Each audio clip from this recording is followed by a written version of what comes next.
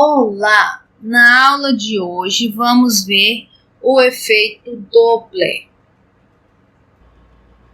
Suponha que eu tenha aqui uma fonte sonora que é, por exemplo, a sirene de uma ambulância. Se eu tenho aqui dois observadores e eles estão parados em relação à fonte e a fonte também está parada, todo mundo vai perceber a onda com um comprimento de onda e uma frequência igual à frequência que a fonte emite. Só que se a fonte ou os observadores estiverem em movimento, isso não vai acontecer. Esse é o efeito Doppler. Então, por exemplo, se a ambulância está caminhando nessa direção, a pessoa da qual a fonte se aproxima vai perceber um comprimento de onda menor. E a pessoa da qual a fonte se afasta vai perceber um comprimento de onda maior.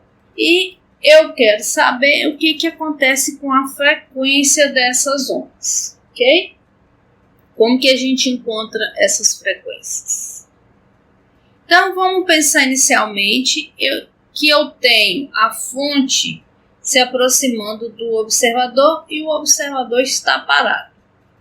Então, eu já sei que essa frequência que a pessoa vai escutar é uma frequência F', porque o comprimento de onda que chega para ela é um comprimento linha, ok? Mas a velocidade do som no ar não vai mudar. Então, eu vou colocar aqui um eixo X que está na direção da velocidade da fonte. Eu vou marcar nesse eixo X a posição da fonte em relação a essa frente de onda aqui. E eu vou dizer que essa distância é D1.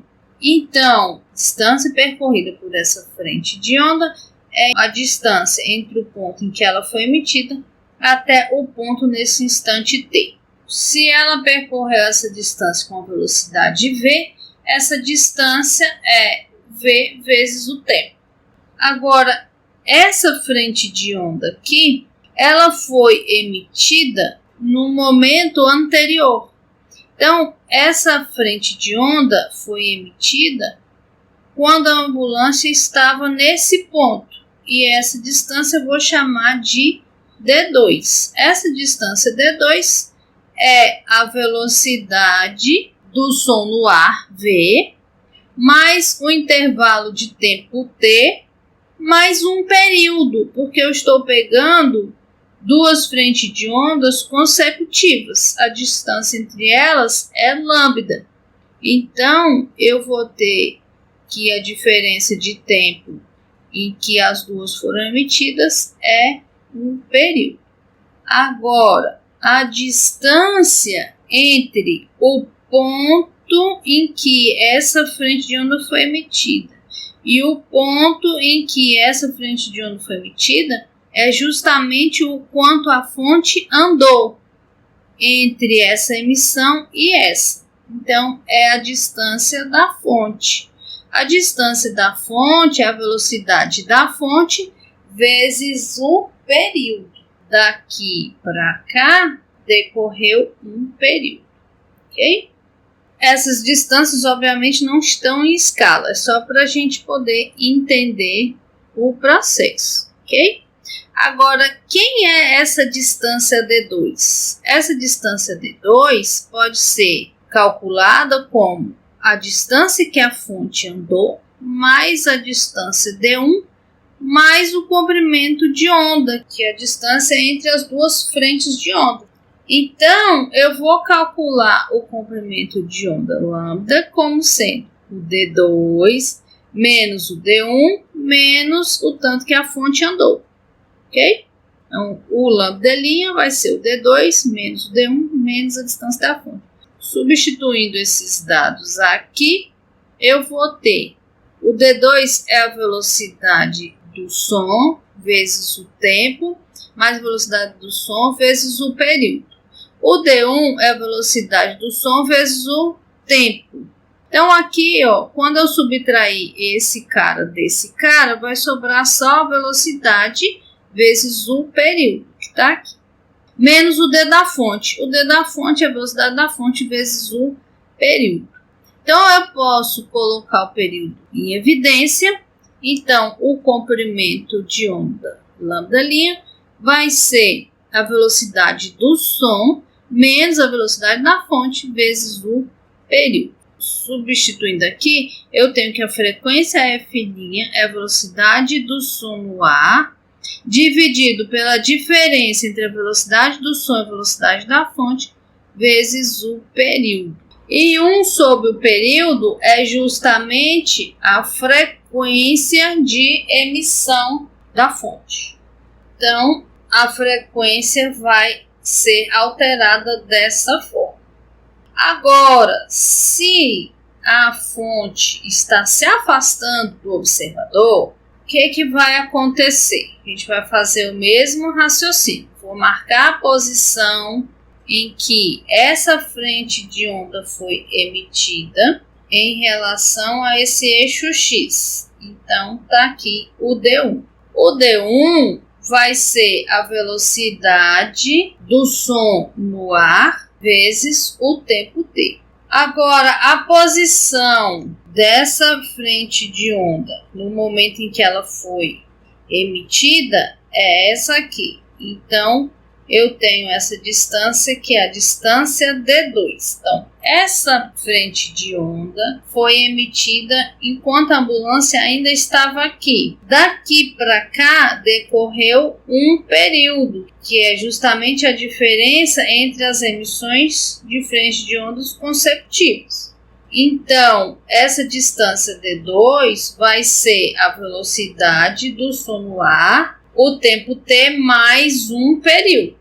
E a distância entre os dois pontos em que as duas frentes de ondas foram emitidas é o tanto que a fonte andou. E é o tanto que a fonte andou no decorrer de um período. Agora, qual que é a relação entre essas distâncias? Eu tenho, olha, que o comprimento de onda mais o D1 é igual ao D2 mais a distância que a fonte andou. Então, dessa vez, vai ficar o comprimento de onda λ' mais o D1 igual a distância D2 mais o tanto que a fonte andou. Então, eu vou passar o D para cá negativo. Então, vou subtrair o D2 do D1. Vai sobrar somente a velocidade vezes o período mais o D da fonte, que é a velocidade da fonte vezes o período. Então, colocando o período em evidência, vai ficar o λ' igual a velocidade da onda mais velocidade da fonte vezes o período. Substituindo aqui, eu tenho que a frequência F' é a velocidade do som dividido pela velocidade do som mais a velocidade da fonte vezes o período. 1 sobre o período é a frequência com que a onda foi emitida. Então, o F' é a frequência original vezes a razão entre a velocidade do som no ar e a soma da velocidade do som com a velocidade da fonte. Ok? Agora, a situação em que a fonte está parada e o observador se aproxima da fonte. O que acontece nessa situação? Veja que o comprimento de onda do som não vai mudar dessa vez. O que vai mudar é a velocidade relativa entre a onda e o observador. Então, a frequência muda por causa da velocidade relativa entre a onda e o observador. O comprimento de onda permanece o mesmo. Então, eu vou marcar aqui a fonte como sendo a origem do referencial fixo. E vou marcar a posição da onda em relação à fonte e vou marcar a posição do observador em relação à fonte. O nosso observador é o nosso referencial móvel. Então, eu vou marcar a posição da onda em relação ao meu referencial móvel, que é o x da onda em relação ao observador. Agora, a posição do observador em relação à fonte é igual à posição da onda em relação à fonte menos a posição da onda em relação ao observador. Então, eu posso escrever essa relação vetorial desse jeito aqui. Ó. A posição do observador em relação à fonte é igual à posição da onda em relação à fonte menos a posição da onda em relação ao observador, né? Porque esse vetor está no sentido contrário. Achado a relação entre as posições, agora eu posso derivar e achar a relação entre as velocidades. Então, vai ficar a velocidade do observador em relação à fonte é igual à velocidade da onda em relação à fonte menos a velocidade da onda em relação ao observador. Então, a velocidade da onda em relação ao observador, que é quem eu quero, vai ser a velocidade da onda em relação à fonte menos a velocidade do observador em relação à fonte, né? Passando esse cara para o lado de cá e esse cara para o lado de lá. Agora, a velocidade da onda em relação à fonte é a velocidade do som no ar e eu vou chamar simplesmente de V.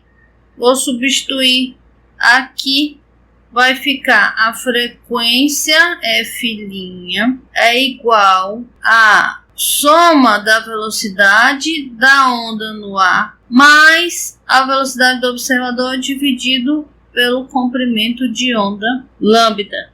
E o lambda é a velocidade dividido pela frequência. Então, a frequência F' percebida pelo observador vai ser a frequência da emissão pela fonte vezes a razão entre a soma da velocidade do som no ar mais a velocidade do observador dividido pela velocidade do som no ar. Ok? Agora vamos supor que o observador está afastando da fonte. Da mesma forma que a gente fez antes, o comprimento de onda não vai mudar. Vou marcar a posição da fonte como a origem do referencial fixo. Vou marcar a posição de uma frente de onda em relação à fonte e a posição do observador em relação à fonte. E vou marcar também a posição da onda em relação ao observador. De novo, eu vou ter a mesma relação. A posição do observador em relação à fonte, que é esse vetor aqui, é igual à posição da onda em relação à fonte menos a posição da onda em relação ao observador. Derivando essa expressão, eu vou ter que a velocidade do observador em relação à fonte é igual à velocidade da onda em relação à fonte menos a velocidade da onda em relação ao observador. E agora eu vou isolar a velocidade da onda em relação ao observador de novo. Então, vai ficar a velocidade da onda em relação ao observador vai ser igual à velocidade da onda em relação à fonte menos a velocidade do observador em relação à fonte. Só que a velocidade da onda em relação à fonte é a velocidade do som no ar. Então, vou colocar simplesmente V.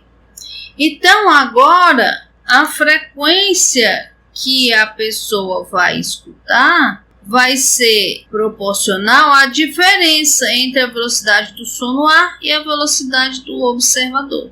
O lambda eu vou escrever de novo como sendo a velocidade dividida pela frequência.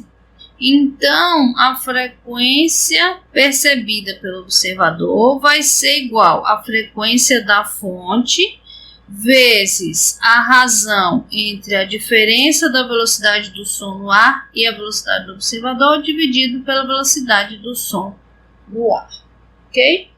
Então, resumindo, a gente pode escrever a frequência F' como sendo a frequência da fonte, velocidade do som no ar mais ou menos a velocidade do observador, dividido pela velocidade do som no ar mais ou menos a velocidade da fonte.